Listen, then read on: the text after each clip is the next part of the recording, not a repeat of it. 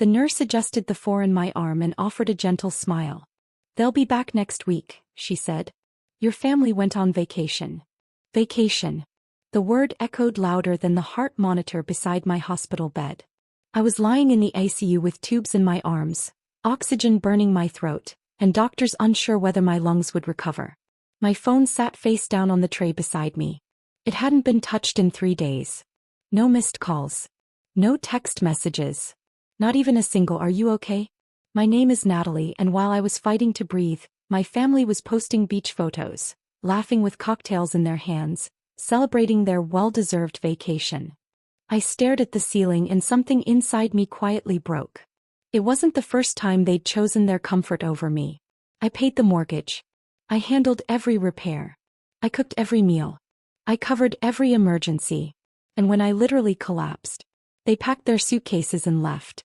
On my 4th night in the ICU, a nurse leaned close and whispered, "You shouldn't have to go through this alone." I almost laughed. I wasn't alone anymore. I had something much more valuable. I had clarity. 2 weeks later, I signed my own discharge papers. No one came to pick me up. I called a taxi, rode home to the house I'd spent years paying for, and walked through the front door like I was visiting someone else's life. That night, I made a decision. By the time my family returned from vacation, there would be nothing waiting for them.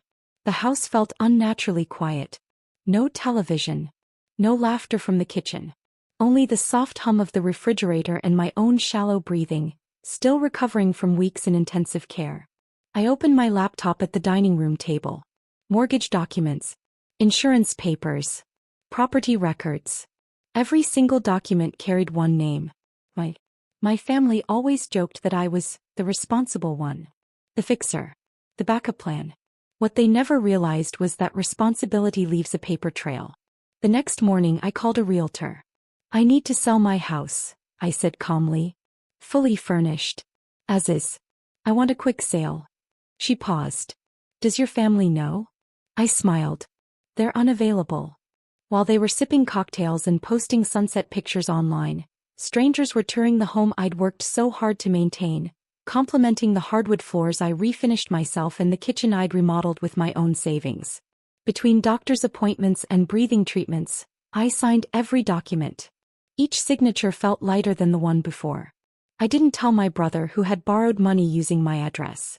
I didn't tell my mother who treated the house like a free hotel. I didn't tell my aunt who always laughed and said, "You'll never leave us. You're too loyal." When the perfect offer arrived, full price, no contingencies, I accepted it without hesitation. The money went into a brand new bank account. Then I bought myself a one-way ticket. Not across the world. Just far enough away to finally breathe. By the time my family's plane landed, I was already gone. They came home on a Sunday. I know because my former neighbor, Mrs. Delaney, called me. "They're back," she whispered like she was sharing classified information. "6 suitcases. Your mother is already yelling at the Uber driver." I thanked her and ended the call. Standing on a beach in Key West, I watched the waves roll in while holding a cold drink in my hand. My legs were still weak from my illness. But for the first time in years, I felt strong. 2 hours later, my phone exploded. "Natalie, why won't the keys work?" my mother demanded. I ignored it. My brother called next. "What did you do?" "The realtor says you sold the house. Our things are gone." Silence was the only answer they received. The following morning, an attorney contacted me. "Your family is threatening legal action. They claim the property belonged to everyone." I simply forwarded one email. Attached was a notarized copy of the property transfer they had willingly signed 5 years earlier, believing I would simply hold everything for safekeeping. I hadn't forged a signature. I hadn't stolen anything. I had only exercised the legal rights they had handed me themselves. Suddenly, every power game they'd played against me fell apart. They were left standing on the sidewalk with nowhere to go. Meanwhile, I ordered room service, opened a novel, and enjoyed the peaceful evening. For the first time in my life, their chaos wasn't my responsibility. The next day, they found the old Airbnb listing for the house. Of course, it was empty. The furniture had already been auctioned. Still, they stood in the driveway filming dramatic videos for social media. My mother cried for the camera. My brother paced in circles, red with anger. My aunt claimed I was mentally unstable. A cousin commented online. She's not family anymore. She's a traitor. I never replied. I simply saved screenshots of every post. Because deep down I understood what they were really mourning. It wasn't the house. It wasn't the money. It wasn't even the betrayal. They had lost the one person who carried their entire family. The woman who paid the bills, cooked the meals, fixed the plumbing, hosted birthdays, covered emergencies, and smiled through every insult. That woman no longer existed.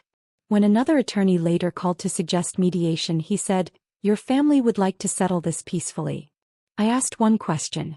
Does their idea of peace include sincere apologies and years of unpaid rent? The silence answered for him. I didn't think so, I replied before ending the call.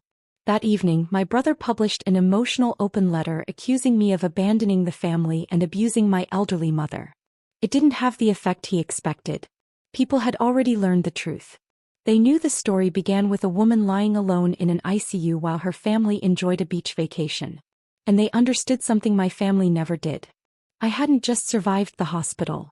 I had survived them. When I walked out of that ICU, I didn't simply recover my health. I reclaimed my life. After leaving the hospital, I didn't just recover. I rebuilt myself. I trained, studied, and quietly planned a future no one saw coming. For 6 years, I secretly paid the mortgage on the house my family believed belonged to all of us. I repaired broken pipes, replaced old wiring, paid the insurance, and kept everything running while they hosted parties and enjoyed expensive vacations funded by my hard work. I never wanted the house. I wanted peace. But the moment they abandoned me in an ICU bed, burning with fever, struggling to breathe, and completely alone, I finally understood the truth. To them, I wasn't family. I was a paycheck. A problem solver. A resource they could use. So I disappeared. And ghosts don't ask for permission. Selling the house was surprisingly easy.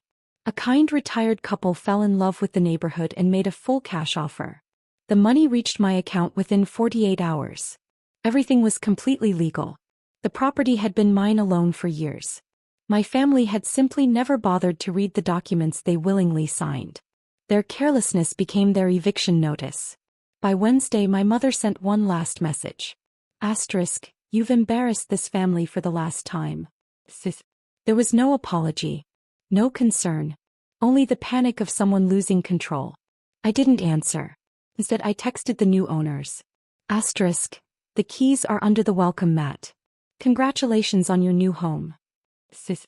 Then I blocked every number connected to my past. The new owners wasted no time moving in. By Friday morning, a moving truck pulled into the driveway, followed by a locksmith. Within hours, every key, garage remote, security code, and access card my family once had was useless. I watched from my parked car across the street, hidden behind dark windows. Later that afternoon, my parents arrived. My mother's smile disappeared the moment she noticed the moving truck. My father confidently walked to the front door and tried his key. Nothing. He tried again. Still nothing. Then he started pounding on the door. A sweet, elderly woman answered. "Can I help you?" she asked politely. My parents stumbled over their words. "This is our house," my father insisted. The woman smiled kindly. "I think there's been a misunderstanding. We purchased this home last week from Natalie Cross." My mother's face turned pale. She stared at the woman in complete disbelief. Not from a lawyer. Not from a bank. From me. At that moment they finally understood. The person they had spent years taking advantage of had quietly taken back control of her own life. I drove away without saying a word. Because the biggest surprise was still ahead. First came the threats. "We'll sue you. We'll ruin your reputation." Then came the guilt. "We raised you. This is how you repay your family." I'd heard those words my entire life. When I forgot to stir the soup at 11. When I didn't iron Dad's shirts fast enough at 15.